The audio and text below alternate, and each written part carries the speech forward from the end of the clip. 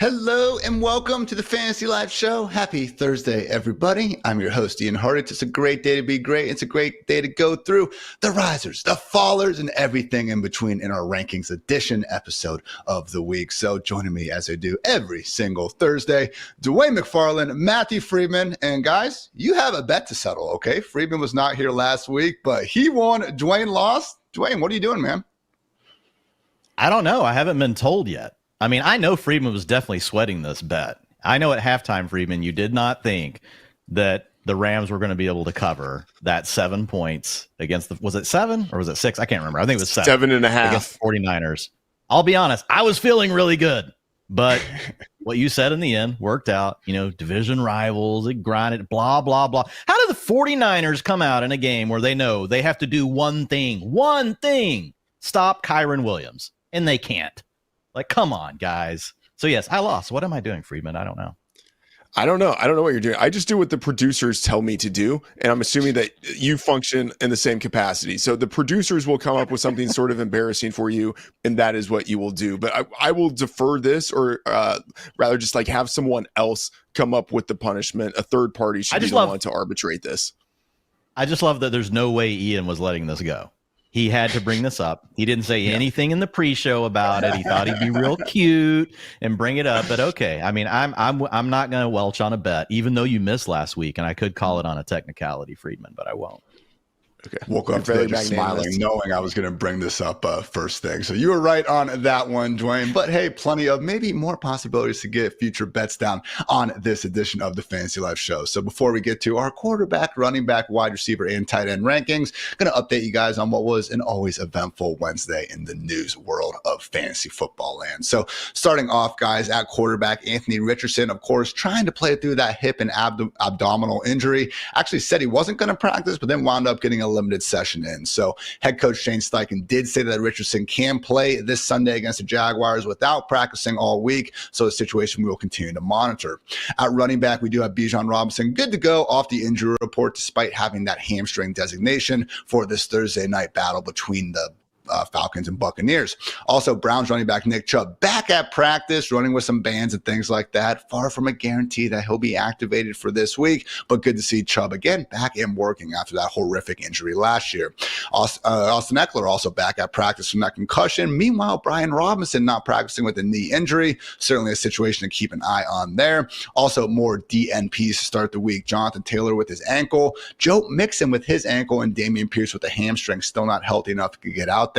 Devin Singletary with a groin injury, although Giants beat reporter Jordan Renan did say that he has a chance to suit up this Sunday. And then also Steelers running back Jalen Warren and Cordero Patterson also both out with knee and ankle injuries respectively. But Dwain, arguably the biggest news of the day was a quote from Patriots head coach Jared Mayo, who was asked if he would start Antonio Gibson over Ramondre Stevenson, who has fumbled 4 times in 4 games. Quote, that's definitely under consideration. We can't preach ball security as job security and still have him out there majority of the time.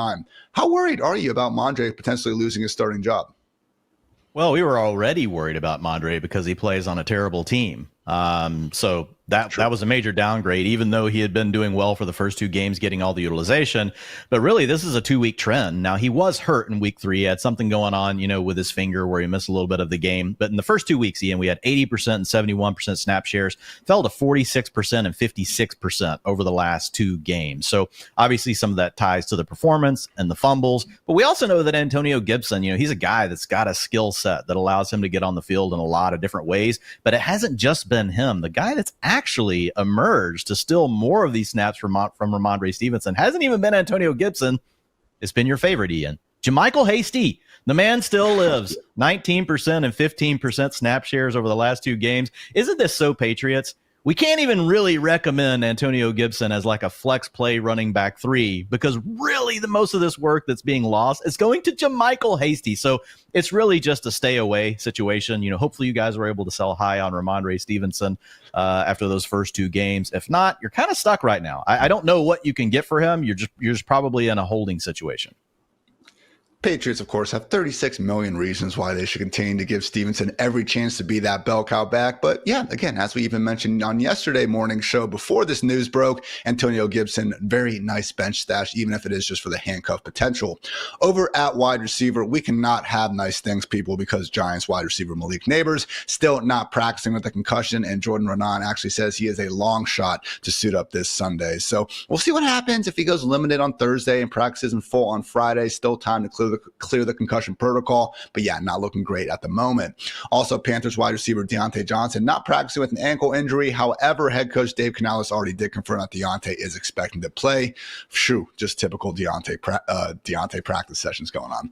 Bills wide receiver Khalil Shakir not practicing with a knee injury. Keep an eye on that. Matt LaFleur confirmed that Christian Watson won't be placed on IR with the ankle, although he is still expecting to miss this week's action. Also missing this week's action is Cowboys wide receiver Brandon Cooks has a knee infection. He's expecting to return in 1 to 3 weeks. Also note the Cowboys reportedly are not in on the Devontae Adams sweepstakes, because why would they be? You know, it's not like they could use another wide receiver or anything like that. And would also know for you Thursday night aficionados out there, we do have Jalen McMillan out. Sterling Shepard was the wide receiver 3 for the Buccaneers last week when that was also the case. So Tank Dell back at practice, Odell Beckham Jr. back at practice. Maybe that's exactly what the Dolphins need to take them over the edge at this point. And then also maybe, guys, just maybe we get some decent Rashee Rice news, because we still have not got confirmation of an ACL injury. And Patrick Mahomes even said, hopefully we get Rashee back soon. Sounds pretty optimistic to me. But Friedman, as we know, the biggest wide receiver news going on right now is Devontae Adams. And the People's Insider, Ricky, actually came back to let us know that it does seem to be between the Jets and the Saints at the end of the day. So Friedman, if he goes to the Jets, if he goes to the Saints, where do you kind of see Adams falling in terms of just the rest of season wide receiver rankings? Yeah, it's kind of amazing that the two places he wants to go, maybe not amazing, but going back to like the ex-girlfriends after the divorce, like just going back to something that he knows, Aaron Rodgers, Derek Carr. I think he would be a high-end wide receiver too, with maybe the upside for more, but he's got target competition in both places. Offenses that maybe aren't quite as good as people would expect. You would think the Jets would be good with Aaron Rodgers, but they've got offensive line issues. The Saints have come down to earth a little bit over the past couple of weeks. So target competition, offensive line issues, but target volume and significant chemistry already with the quarterbacks. Wide receiver 2 with room for more. Adds up to me. Now, some tight end news, guys. We do have some injured players who are back and practicing in limited fashion. Trey McBride with a concussion, Browns tight end David Njoku with his ankle, and also Jaguars tight end Evan Ingram with his hamstring. Meanwhile, George Kittle starting off the week with a DNP. It was a rib injury, though, that he suffered in the game last Sunday, and then he actually returned to play throughout it. So we've seen guys do this with the adrenaline and then honestly not be able to suit up the following week. But tentatively, while I'm not a doctor, I do expect Kittle to play through the pain this weekend. Dwain, though, one big piece of news was the return of TJ Hawkinson. He will practice on Friday and has his 21-day practice window open. So Kevin O'Connell says it's possible he plays as soon as October 20th versus the Lions. That would be after their week 6 bye. So seems like week 7 return is realistic. Dwain, do you think Hawkinson has a chance to be a top 5 tight end down the stretch for fantasy managers out there who need a tight end, which, let's face it, pretty much everybody? Well, I think 50% of TJ Hawkinson that we saw last year would be worth like 90% more than every other tight end we have available to us right now this season. So I don't, yeah. Looking at it, I mean, I'm obviously Kelce's my number 1 the rest of the way, as long as while Rashee Rice is down. I'm still taking Trey McBride, as my second tight end. But honestly, once you get past that, I think you're now in another tier and everything is really wide open. And I think that's the tier that TJ Hawkinson would enter, with another 3 or 4 names. I think Jake Ferguson's in that tier now. Brock Bowers is in that tier, but clearly we would prefer him today over Dalton Kincaid, who the Bills are like baffling us by not giving him the playing time. We've got Kyle Pitts, who evidently just sucks, right? And so we're moving on from the Kyle Pitts experience. I had to get that out, guys, and say it because we want an explosion game from Kyle Pitts. You got to understand the way fantasy football works. We have to say he sucks so that we get a good game this week. So I think he's above those names for sure. And then you've got Sam Laporta. Same tier with Sam Laporta, probably, because Laporta's got the extra target, competition with Jamison Williams. So I think there is a tier where you're above Kittle and you're above Kincaid. And I think TJ Hawkinson enters that. Even maybe not the first game. We probably want to see him ramp up, activity a little bit, but pretty quickly enters that conversation. I got to speak for all sad Kyle Pitts fantasy managers when I say thank you for falling on that sword for us, Dwain, because that is indeed how fantasy football works. So only other two major notes. Patriots did lose their stud center, David Andrews, for the season with a shoulder injury. Obviously not going to help what was already a brutal offensive line. And we also have the Dolphins losing their stud edge defender, Jalen Phillips, to a season-ending knee injury. Not so nice in paradise down there in Miami at the moment. So guys, that was the news. But before we get to our rankings, risers, and fallers, let's talk about our friends over at Mike's Hard Lemonade. Fantasy football season is here, and while that may be cause for celebration, there will also be some hard days ahead. That said, guys, Mike's Hard Lemonade wants to remind you that hard days deserve a hard lemonade. So after a hard day spent scouring the waiver wire, concocting the perfect trade, or tinkering endlessly with your starting lineup, it's time to quench your hard-earned thirst with a Mike's Hard Lemonade.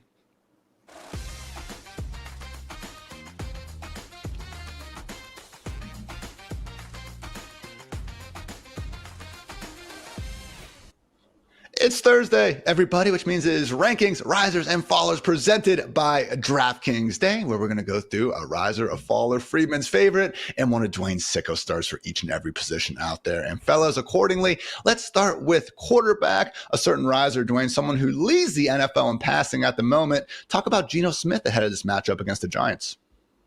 Yeah, 296 yards per game. Now, it helps when you get to play the Lions. That definitely will boost your ego. It will boost your passing yards. It'll boost anything when you get to play the Lions defense, as long as it's passing. They're actually pretty good against the run game, although last week we did see Kenneth Walker carve them up. But also leading the league, he's actually second behind Jaden Daniels. Wow, how could I forget Jaden Daniels? 72% completion percentage. But the big thing here is the evolution of this offense under the new offensive coordinator, Ryan Grubb, who has actually stepped back and said, I've got DK Metcalf. I've got Tyler Lockett. I've got Jackson Smith and Jigba.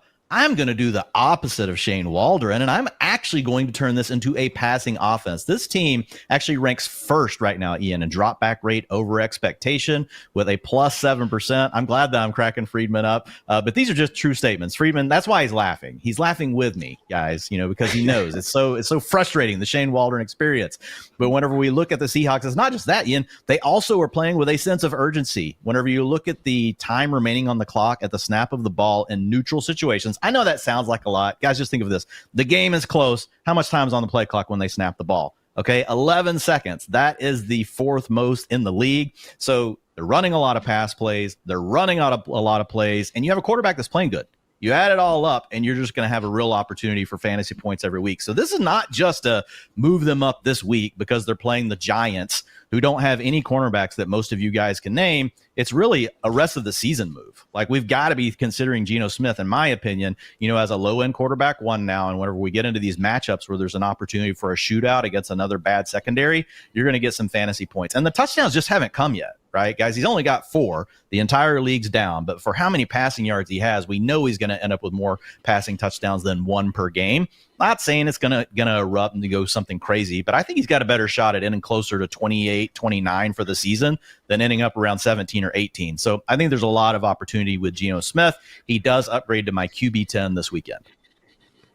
We'll call it helping Mrs. Hartitz in her work league, where someone messed up the scoring settings. Instead of getting 0.05 points for passing yards, you get 0.5 points for passing yards. So the quarterbacks are scoring 150 plus per week.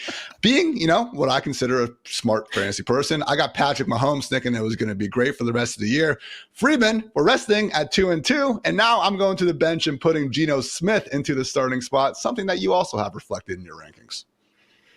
Yeah, I mean, that's maximal pain with Mahomes there. But yeah, Smith ahead of Mahomes this week. Like, who would have anticipated this? But just echoing everything that Dwayne said, this is not just a matchup dependent thing going against the Giants. This is a trend. And I was skeptical of what we would see out of this offense, given that we had a college coordinator coming in who has never been a play caller before. And week 1, I feel wasn't really all that great. But at the same time, you're looking back and they were going against the Broncos. The Broncos defenses look legit. Maybe they were just struggling in week 1 against a really good defense. What we've seen since then has been pretty impressive. They're throwing and they're playing with pace. He's got the skills Geno Smith, and then he's got the surrounding weapons around him and a schemer who is just good enough to keep everything going. So yeah, Geno Smith, I think, is very much locked in as a QB1 for the rest of the way. And the question is just how high do you rank him in any given week? That's probably dependent on the matchup, but I think he's locked in as a QB1 from here on out. QB10 in those consensus ranks from Dwain and myself, QB12 by Freeman. So probably, again, should be in far more starting lineups than not. Cannot say the same, though, for Cowboys QB1, Dak Prescott, going to Pittsburgh this Sunday night to take on TJ Watt and company. So, Dwain, from time to time, some might say often, you get the one up me on our various conversations. And I will admit, when I really pounded the table and I said, what are you talking about? Dak Prescott, he is a dual threat quarterback this summer. He is now averaging a career low 5.3 yards per game rushing. So we're not getting anything on the ground. There's exactly one high end talent to throw the football to in Dallas. Dak Prescott, someone that we've always pretty much had as a top 10 quarterback, not looking that way this week. Yeah, and this one is more of just the matchup for the week. Although you're correct on those things, Ian, because you're agreeing with me. So I'm just going to say that you're correct on those other things that you're saying. But when we look at Prescott, look, he's the QB7 for the season. Now, a lot of it came from one eruption game in the second half, against the Ravens. But he's averaging 18.2 fantasy points per game. And if you look across the league, that looks pretty good right now. So I don't think Prescott's an automatic bench for everyone, but he does get the downgrade because we've got a 20-point team total. So the way we get that right is we look at the game total based on the Vegas odds, what the market's saying, and then we look at the spread and we take that difference and apply it. And so 20 points, there's not a lot of room to score a lot of touchdowns in this game. Obviously, Dak could defy that. Vegas isn't always right, but directionally, guys, over the history, Vegas is right about which games are going to score more points and which points are going to score less and which games are going to score less points. So that's where the downgrade comes from. I will say this just really quick. The biggest predictor of future success at this point in the fantasy football season after 4 weeks is actually what the player has done so far in points per game. It's actually worth twice as much as the defensive matchup. So we don't have to get super cute. I am downgrading Dak, but there are other quarterbacks that you might be looking at that you still can't pull the trigger and benching him for. Here are the guys that I would start over him for sure this weekend. Just to kind of make it clear, though, I would start Jordan Love. I would start Justin Fields, Geno Smith, Baker Mayfield. I'm putting all those guys ahead of him because Prescott downgrades to high-end QB2 territory. Freeman, I'm looking at your rankings right now. QB 15, which is right where Dwain has also with Dak. Deshaun Watson, someone also you have ranked ahead of him. And is that just more of a matchup thing? Because let's face it, TJ Watt and the Steelers, compared to the Washington Commanders, quite the difference there. Yeah, I mean, Dwain nailed it. But yes, this is a situation where Prescott has one of the worst matchups he can have, and Watson has maybe the best matchup that any quarterback could have. And even with that, Watson is still basically just ahead of Prescott. And if push came to shove, I don't know if I actually would play Watson ahead of Prescott. I probably would, but I would hate myself the entire time I'm doing it. But that's where we are with Dak Prescott, putting me in a situation where I have to hate myself. That's all we're trying to do here on the Fantasy Life Show. Make Freeman hate himself, unless we're talking about one of his favorites who this week happens to reside in Green Bay. Jordan Love actually tied with Dak Prescott with a league high 13 games with multiple passing touchdowns since week 1 of last season. So Freeman, he's your favorite. Talk some good stuff about Jordan Love.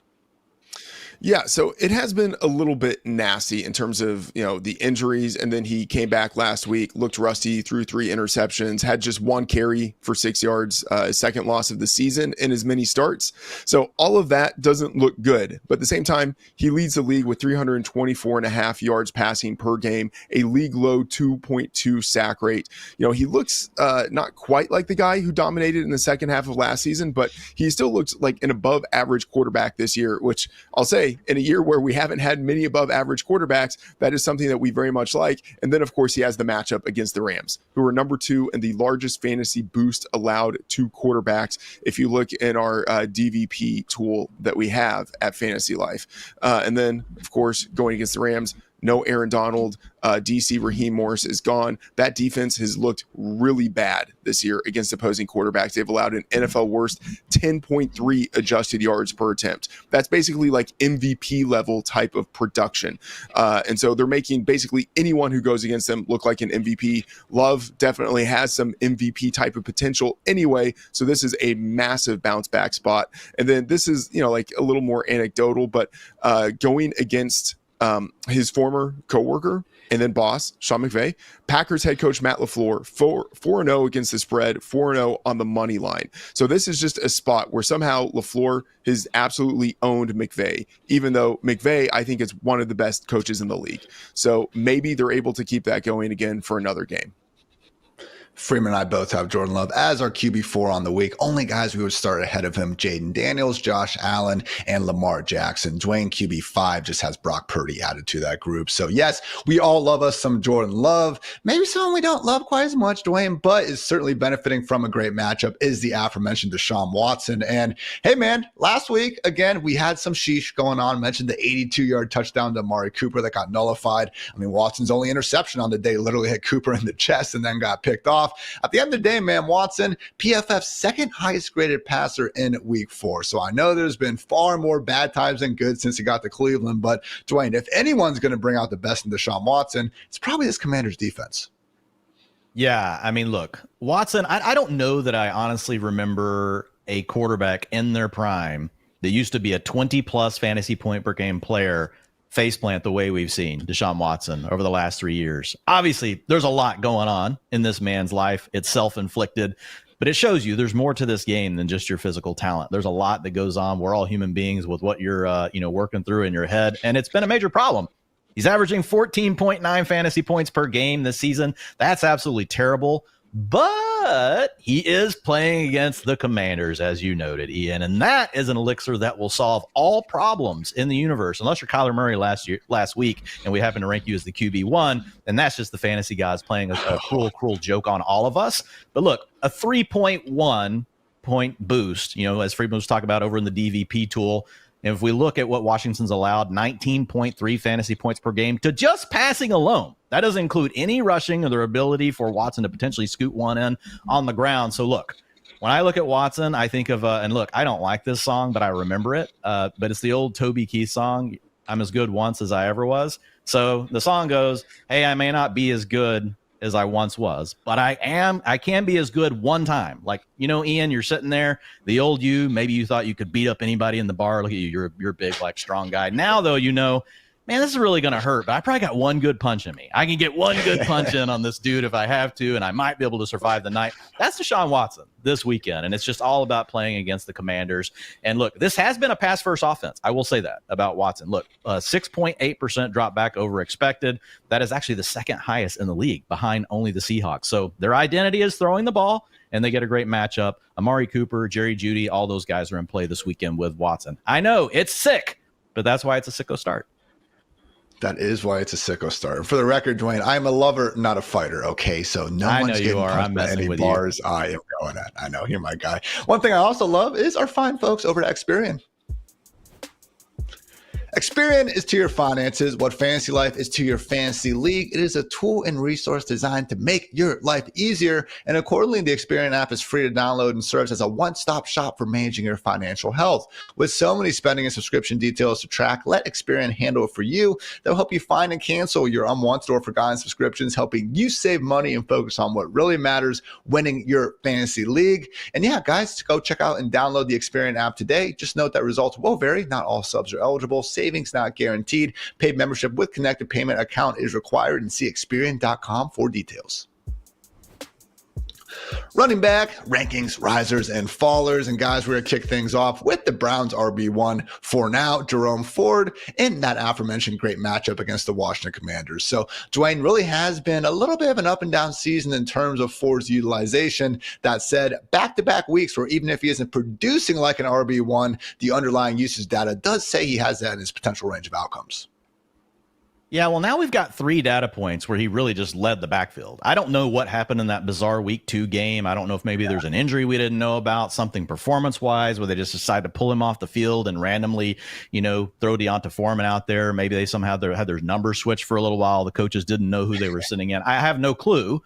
But for 3 games, we've got a 73%, 83%, and a 77% snap share. So he's averaged 14.8 fantasy points per game, Ian, in those contests with running back 9, 26, and running back 15%. performances. And this is really despite an offensive line being banged up. They're just now potentially getting back to health this weekend. So we're going to see better play from this offensive line moving forward. I think that's a positive thing. And while the Commanders have been really great for teams through the air, really the Commanders are just a great defense to face, period. Because if you can move the ball through the air, you also have a chance to score rushing touchdowns. So we look at the Commanders right now, Ian, they've allowed the fourth biggest fantasy boost to running backs. And this is what I love about our DVP tools is I can go in and not just isolate. I can quickly see what a team, is giving up yards overall to rushing. But it's really good to be able to see what they've done against just running backs. And it shows you teams like the Chiefs, where everybody thought, the Chiefs are a great matchup on the ground. No, they're not. Lamar Jackson went bananas on them when they were playing man coverage. Against running backs, they've actually been really good. So the DVP tool is great at helping you tease that stuff out, and the Commanders giving up a 4.3-point boost to that position in fantasy points in a PPR format. To your point, Jerome Ford might not have him for much longer. Probably a great sell high after this game coming up. We're going to get Nick Chubb back at some point. But for this week, he is a mid-range running back 2 for me. We'll note that Pierre Strong Jr., who has missed the last few games with a hamstring injury, did start the week with a limited practice, but he was also obviously out there in week 1 when Ford still had that dominant usage. So looking at the ranks right now, guys, I'm a little bit lower than you. Nothing against, Jerome Ford, but Freeman, you have, let's see, Jerome Ford is your RB19, Dwain as the RB17. So when we're talking about Ford versus guys like DeAndre Swift versus Ramondre Stevenson, again, kind of gross offenses overall, but Freeman, it does seem like Ford has enough of a dominant backfield share to get the nod in those sorts of close start-sit decisions. Yeah, I would still go just barely with Swift and Stevenson over Ford. I mean, with the news now that Stevenson might end up being benched for Antonio Gibson, I will be bumping Stevenson down in the rankings. And in that scenario, probably Jerome Ford ahead of him. But he's in that general tier of players. I'd probably go with him ahead of Travis Etienne. Probably go ahead of Singletary, right? So I like him. And it's interesting. Dwain is right. Like the matchup in terms of like the fantasy production, it is there, but I still look at that defense and, I have a little bit of respect for the interior of that defensive line. Jonathan Allen, Deron Payne, Drazon Newton. Like if there is a quote unquote strength of the Commanders defense, it is in the middle. And I do think that based on how pass happy we have seen the Browns be, that they will be attacking the Commanders more through the air, but there should probably still be enough production there for Ford to have like that mid-range RB2 kind of production. But I don't think he has in the range of outcome like high-end RB1. I don't think that's happening, but I think he has a pretty high floor this week. We'll stay with Dan Quinn's Commanders defense. Look, they got railroaded by the Buccaneers and the Bengals, who, let's face it, are 2 pretty good offenses, managed to shut down the Giants and the Cardinals, who, let's face it, are not as good of offenses. And I would certainly think, guys, the Browns are falling firmly in that latter versus former bucket there. So we'll see what happens over there. But speaking of that Cincinnati Bengals offense, Dwain, Zach Moss, someone who is a faller for you ahead of a matchup against a Ravens defense that as a whole hasn't been great this year, but man, they have been tough against opposing rushing attacks. Yeah, it's been a good run for Zach Moss. Like he's been in the upgrades, sicko starts. He's been in a positive aspect of my column every single week. But this week we have a little bit of a new reality, Ian, and we talked about it earlier this week. I wrote it up in the utilization report, but we saw the emergence really of Chase Brown. And if it was just a 1-game thing and it was like we had never heard anything about Chase Brown, we might not worry about it that much, Ian. But this is something the coaches told us all offseason, that this was going to be a close split between those two guys. Now, really, Moss dominated over the first 3 games, but we've had this trend over the last 3 weeks with Chase Brown getting more and more and more work. And last week actually had more carries than Moss, and he took 2 of the 3 carries inside the 5-yard line. So those are high leverage snaps. So with Moss in a role that might now be more of a 1A or 1B, and guys, look, I don't think Moss is like dead to rights. I think Moss could still have value this fantasy season. We just can't think of him as a borderline, as a high-end potential running back 2 every single week. Now we have to think of him more as a low-end running back 2. And you've got a matchup that's really also going to make things a struggle. We're playing against the Ravens. They've given up only 57.8 rushing yards per game. That is the least in the NFL. And they tend to funnel yardage through the passing game. And then whenever we think about how we have the Cincinnati Bengals constructed, they are still a pass-first offense. They've got Jamar Chase.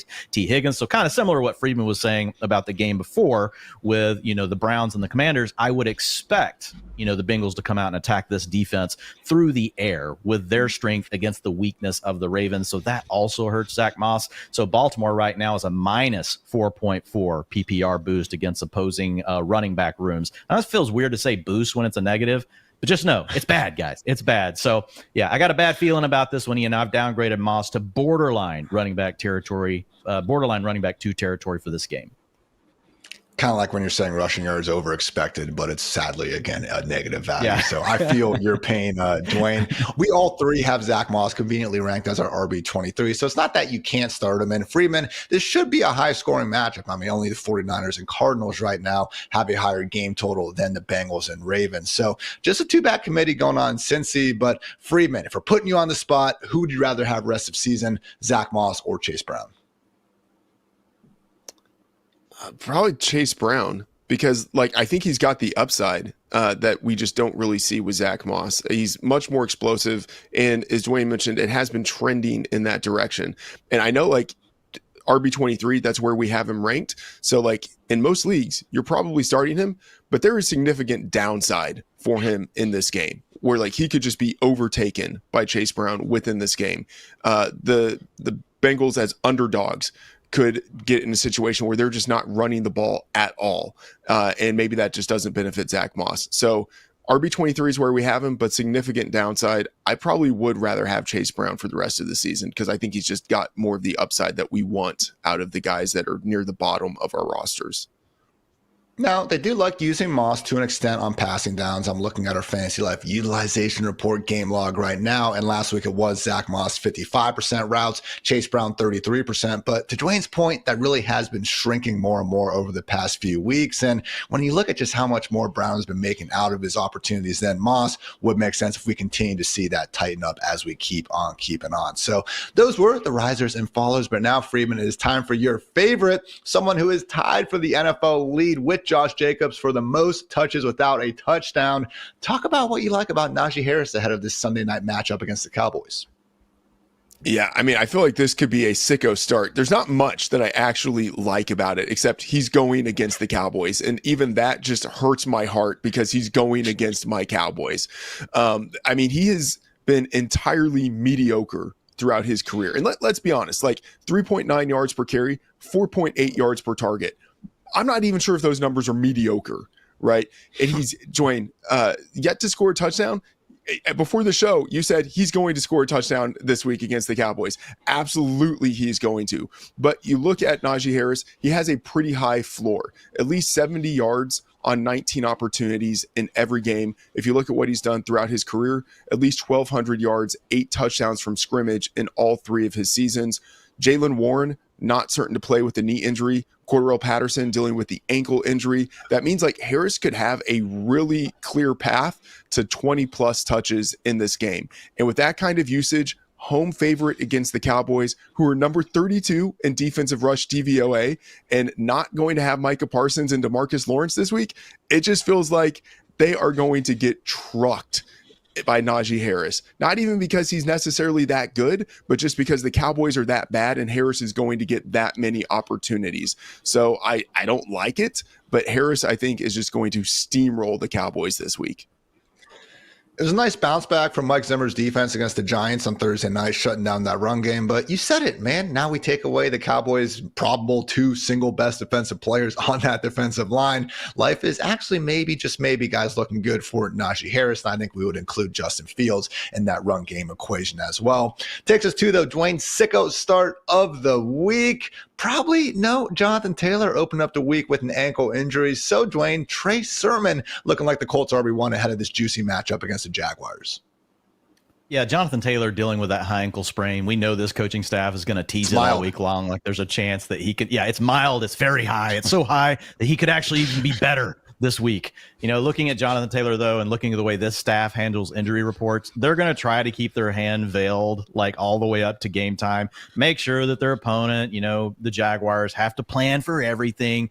But my guess is Jonathan Taylor's not playing. I'm almost certain Jonathan Taylor's not playing after seeing the injury last week. And it was to that same ankle that was his real first injury of his career that has really been a problem for the last 2 seasons. So with JT, I do think there's actually some potential here for, and I hate to say this, guys, but a longer term issue for the season. Again, I'm not a doctor either, so we'll see how it works out. But you guys know how this goes. It starts off as, we'll see. We think he might play. And then next week we hear, yeah, he's not playing the next 2 games. It's like the coaches get tired of like answering all the media questions. And they're finally like, okay, like it was really cool the first week. I'm trying to confuse the other coach, but now I'm just done with this. I'm just going to say Jonathan Taylor's not playing the next 2 games. So Trey Sermon available in only rostered in 26% of Yahoo leagues as of yesterday evening, whenever I updated this article. That's way too low, guys. There's a lot of lineups that he's going to be able to be in this weekend. We're heading into bye weeks. We've got a lot of injuries. Playing against a middle of the road, kind of defense, for the Jaguars, if you just look at it, 109 yards allowed per game. But again,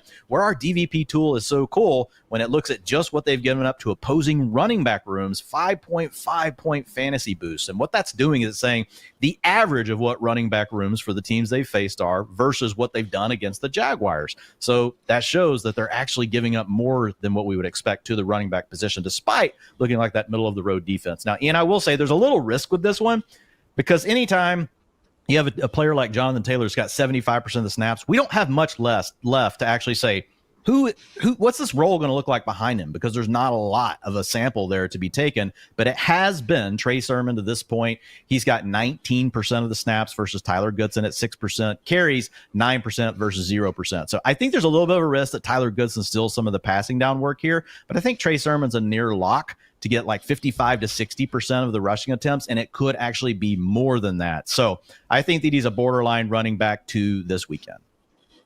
The one data point we do have back in week 2 when Taylor rather inexplicably only played 49% of the snaps, wasn't in there in the fourth quarter. Sermon had 34% snaps to Goodson 17%, which makes sense. But it was the routes, Dwain, that actually surprised me, because Sermon actually held the lead there, 32% versus 24%. So I'm with you, not going to be the same workhorse every down role that JT usually gets, but wouldn't be surprised if Sermon, again, probably actually really does lead this backfield as the RB1, accordingly a top 22 option at the position from Dwain and myself. So guys, plenty of wide receiver and tight end goodness on the way. But first, a quick word to our friends over at DraftKings. A chill in the air, leaves falling to the ground, and football every weekend, I believe for the next 55 days in a row. Shout out to Stuckey for that stat. That is what fall is all about. You can make each and every weekend even more exciting by getting into the action with our partners at DraftKings, the #1 place to bet on touchdowns. And right now, all new customers who bet $5 will instantly get $200 in bonus bets. All you got to do is download the DraftKings Sportsbook app and sign up using our promo code FantasyLife. The crown is yours. Again, guys, that is $200 in bonus bets instantly. And you can stay in on the action. Use your $200 in bonus bets to bet anytime touchdowns on DraftKings. DraftKings is the place to bet touchdowns. If sports betting is not yet available in your state, don't worry. You can still join in on all the fun with DraftKings Daily Fantasy and have the shot to win cash prizes. Download the DraftKings Sportsbook app now. New customers use our promo code FantasyLife and bet just $5 on any wager to get $200 in bonus bets instantly. That's promo code FantasyLife only at DraftKings Sportsbook. Dwain, it's wide receiver time, and your riser of the week is none other than Jets wide receiver 1, Garrett Wilson, going up against a Vikings defense that I think we already spent enough time chatting about yesterday. And for the record, the one commentator who told me to chill out because the Vikings defense is not going to sleep with me, touche, that was funny. So, Dwain, all that aside, man, Jets, Vikings, we got them in London. Garrett Wilson rising, in a matchup that could be good or bad, depending on how you want to look at it.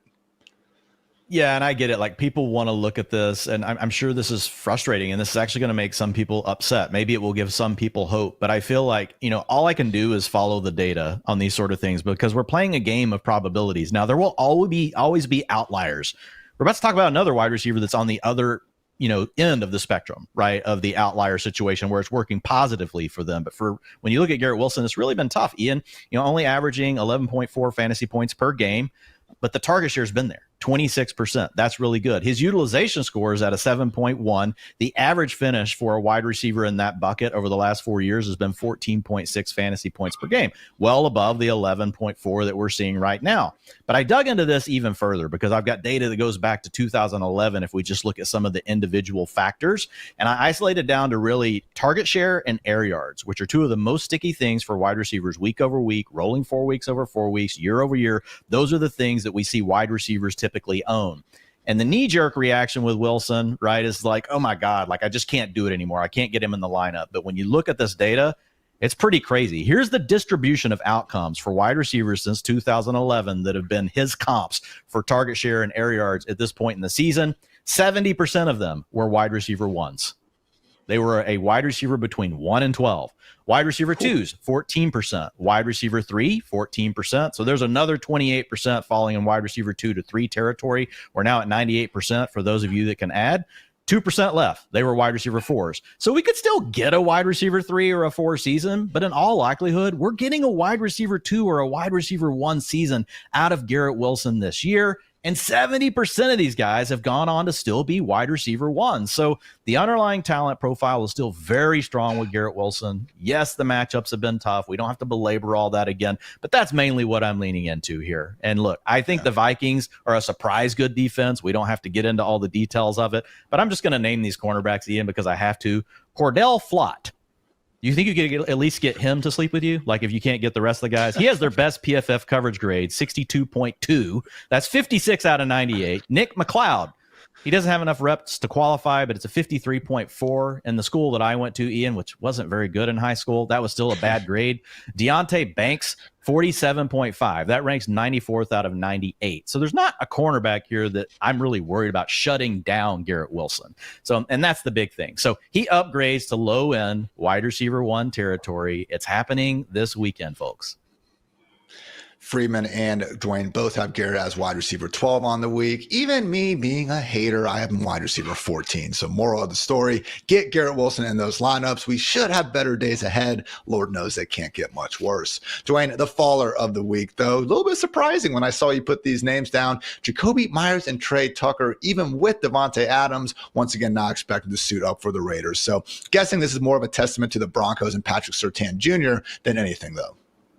This is all about that. Look, Jacoby Myers and Trey Tucker, it's one of these weird situations where when you go into the week, you're like, oh, like these are going to be some fun guys to ride. We get to move them up. You're like, oh, they're playing the freaking Broncos, who shut down everyone. When you have a guy like Surtain that can take away the best weapon from any team and you can focus essentially the rest of your defense on just shutting down whatever is left from an offense, that's just a major, major advantage still in the league. And so that's really problematic this weekend for the Raiders, who we know don't really have an elite quarterback. They don't have a good run game to really threaten the Broncos with. So what are the Broncos going to do? They're just not going to let these guys make plays, and that's going to be a major challenge. I will say for the rest of the season, if we get Devontae Adams out of the picture, I think Jacoby Myers is a wide receiver 3. I think Trey Tucker turns into a boom-bust wide receiver 4. They've both done really nice things over the last 2 games, Ian. 32% target share for Jacoby Myers, 24% target share for Trey Tucker, also showing some big playability. He's got that speed to break open and play after the catch. He can beat you over the top. If defenses ever actually give you a coverage that allows a throw down the field, Trey Tucker theoretically has that in his bag. But when you look at the Raiders, man, they just carry the lowest team total. So really odds makers were already all over this. The market's had a chance to beat this number up. It's not moving up. It's just a bad offense against a really good defense, and I'd rather just avoid it anywhere I can. Myers, low-end wide receiver 4 this weekend, despite the bump in targets that we know he's going to get, and Trey Tucker's a wide receiver 5. Back-to-back nice weeks from both guys, but I would be surprised if we see Brock Bowers go too many more games with just 3 touches, as has been the case in each of these past 2 weeks. So we heard the risers and fallers, and now it is time for Freeman's favorite, a wide receiver in a pretty smash matchup who is catching passes from your quarterback favorite. Freeman, talk about Jaden Reed and what he could do in a wide receiver room that is suddenly missing Christian Watson. Yeah, anytime you've got the opportunity to stack your quarterback with your wide receiver, you've just got to do it. Jaden Reed, as it's been unbelievable through 4 weeks. And 2 of those weeks with Malik Willis, he still had a respectable 115 yards from a quarterback who wasn't really throwing the ball all that much. But of course, what we really care about is what he's going to look like with Jordan Love. And in his 2 weeks, granted just a 2-week sample, but in his 2 weeks with Jordan Love, we have seen Reed accumulate 312 yards and 3 touchdowns on 14 targets and 2 carries. And now with Watson out, he might get even more of that workload. But just based on the way that they are using him, he can line up all over the formation, primarily is the slot, but he can line up all over the formation. They're using him a little bit out of the backfield. They use him as a receiver, a runner, even a returner.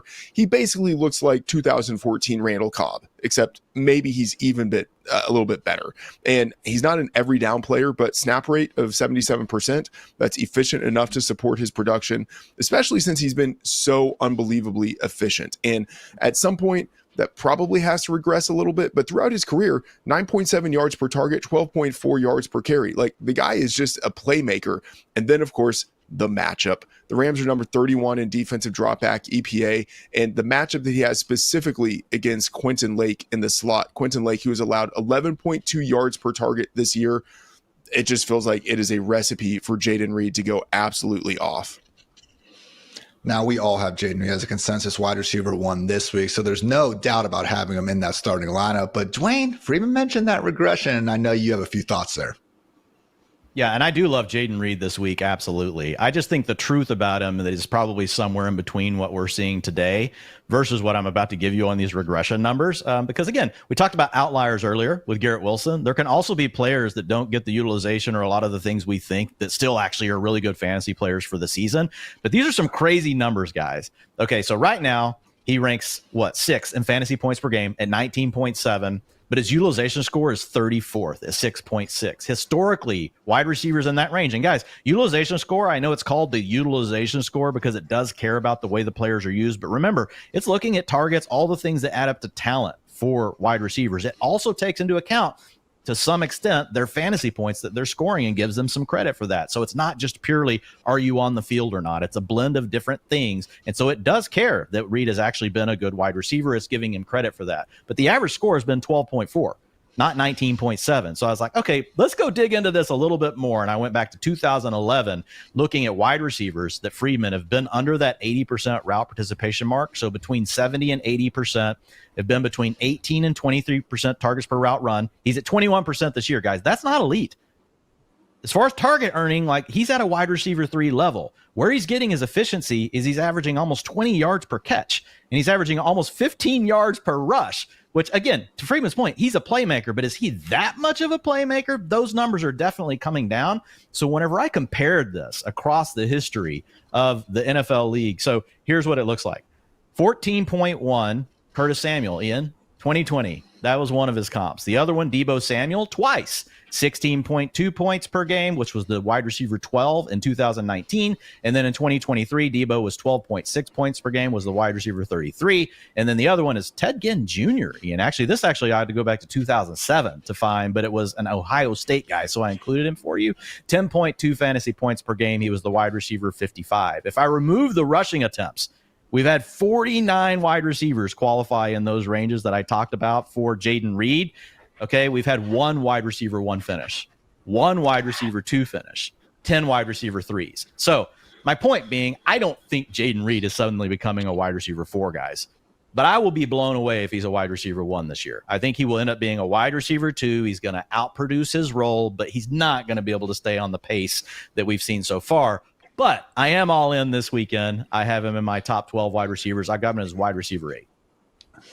We'll take all the rush attempts we can get. That said, has only been 6 in 4 games, so wouldn't exactly call him, the second coming of Deebo in Green Bay. And, sticking to that sort of, San Francisco parallel, I would expect this to be a bit more spread out and accordingly have the fantasy production be, a bit more even than maybe we've seen through the first 4 weeks. So absolute dog, and you named a lot of them there, Dwayne. But yeah, some other guys certainly to get the ball to in Green Bay. That takes us to, though, your sicko start of the week, going over to the other sideline.